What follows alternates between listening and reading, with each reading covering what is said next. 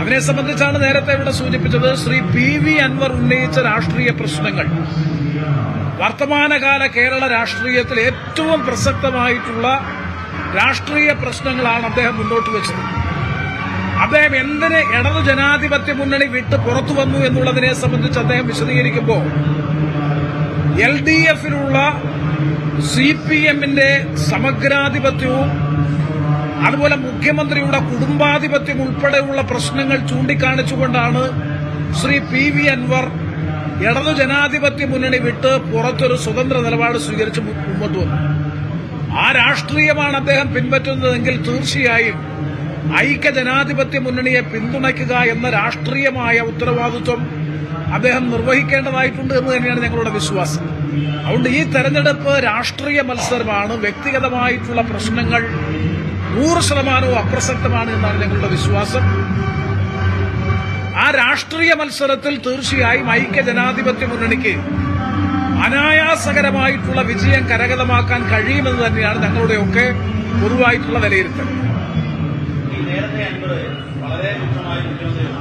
ഇപ്പോൾ അതിലും രൂക്ഷമായി ആര്യാടൻ സൗഹൃദം ഉൾപ്പെടെയുള്ള ആൾക്കാർക്ക് വിമർശിക്കുന്നത് ഈ രാഷ്ട്രീയ രീതി ഇത് അഭികാമ്യമാണ്. ഇതിനെങ്ങനെ ഞാൻ നേരത്തെ പറഞ്ഞത് ഇത് കേവലം വ്യക്തിഗതമായിട്ടുള്ള പ്രശ്നങ്ങളിൽ കേന്ദ്രീകരിച്ചുകൊണ്ട് ഈ തെരഞ്ഞെടുപ്പിന്റെ പൊതു പ്രാധാന്യത്തെ പരിമിതപ്പെടുത്തുന്നതിനോട് ഞങ്ങൾക്കൊരു യോജിപ്പുമില്ല. PV അൻവറിനെ സംബന്ധിച്ച് PV അൻവറിന്റെ രീതിയും ശൈലിയും നമുക്കെല്ലാവർക്കും ബോധ്യമുള്ളതാണ്. അദ്ദേഹം UDFന്റെ നേതാക്കൾക്കെതിരായി നിരന്തരമായി വിമർശനം ഉന്നയിച്ചുകൊണ്ടിരുന്നയാളാണ്. CPMന്റെ സൈബർ സംഘത്തിന് നേതൃത്വം കൊടുത്തയാളാണ്. രാഹുൽ ഗാന്ധിക്കെതിരായി പോലും അധിക്ഷേപകരമായിട്ടുള്ള പരാമർശം അദ്ദേഹം നടത്തിയിട്ടുണ്ട്. അപ്പൊ അതൊക്കെ രാഷ്ട്രീയത്തിൽ നമ്മളെല്ലാം എത്രയോ കേട്ടിട്ടുള്ളതാണ്, കണ്ടിട്ടുള്ളതാണ്. ഇവിടെ PV അൻവർ എന്ന വ്യക്തിയല്ല, വ്യക്തി ഉന്നയിക്കുന്ന രാഷ്ട്രീയത്തെയാണ് ഞങ്ങൾ പ്രാധാന്യത്തോടുകൂടി കാണുന്നത്. തീർച്ചയായിട്ടും വ്യക്തിപരമായിട്ടുള്ള അദ്ദേഹത്തിന്റെ സ്വാധീനമുണ്ടാകാം. 9 വർഷക്കാലം ഈ നിയമസഭാ നിയോജക മണ്ഡലത്തെ പ്രതിനിധീകരിച്ച നിയമസഭാംഗമെന്ന നിലയിലുള്ള സ്വാധീനവും വ്യക്തിപരമായിട്ടുള്ള ഘടകങ്ങളൊക്കെ ഉണ്ടാകാം. പക്ഷെ അതിനും അപ്പുറത്തൊരു രാഷ്ട്രീയമുണ്ട്. ഇത് നല്ല രാഷ്ട്രീയ മത്സരമായി മാറും. ഇപ്പോ UDFന്റെയും LDFന്റെയും സ്ഥാനാർത്ഥികൾ വന്നു കഴിഞ്ഞു. BJP തെരഞ്ഞെടുപ്പിനെ വളരെ ലാഘവത്തോടുകൂടി കാണുന്നു. അവർ തെരഞ്ഞെടുപ്പ് ചിത്രത്തിൽ തന്നെ ഇല്ല എന്ന് വേണമെങ്കിൽ വിലയിരുത്താൻ കഴിയും.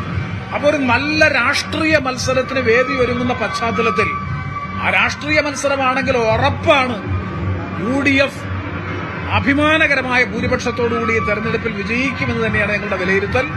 അതിൽ അദ്ദേഹത്തിന്റെ വ്യക്തിഗതമായിട്ടുള്ള സ്വഭാവ സവിശേഷതകൾ ഈ തെരഞ്ഞെടുപ്പിൽ ചർച്ചയാക്കേണ്ട കാര്യമില്ല എന്നാണ് ഞങ്ങളുടെ അഭിപ്രായം. മത്സരം സ്വാഭാവികമായും LDFും UDFും തമ്മിൽ തന്നെയായിരിക്കും മത്സരം.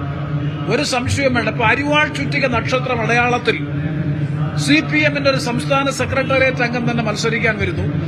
ഇവിടെ ആര്യാടൻ ഷൌക്കത്ത് ഈ മണ്ഡലത്തിൽ സുപരിചിതനായിട്ടുള്ള ഒരു സ്ഥാനാർത്ഥി, കോൺഗ്രസിന്റെ സമുന്നതനായിട്ടുള്ള നേതാവ് മത്സരരംഗത്ത് വരുന്നു.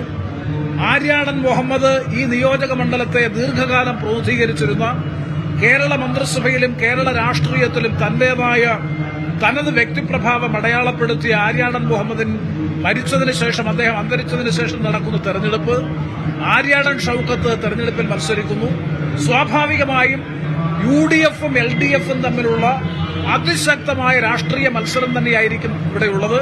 ആ രാഷ്ട്രീയമായി പരിശോധിച്ചാൽ UDFന് നല്ല അടിത്തറയുള്ള മണ്ഡലം. ചില കാലങ്ങളിൽ മാറ്റം സംഭവിച്ചിട്ടുണ്ടെങ്കിൽ പോലും അത് വീണ്ടെടുക്കാൻ പര്യാപ്തമായ നിലയിലുള്ള സംഘടനാ സംവിധാനം ഇതിനകം തന്നെ UDF സജ്ജമാക്കിയിട്ടുണ്ട്.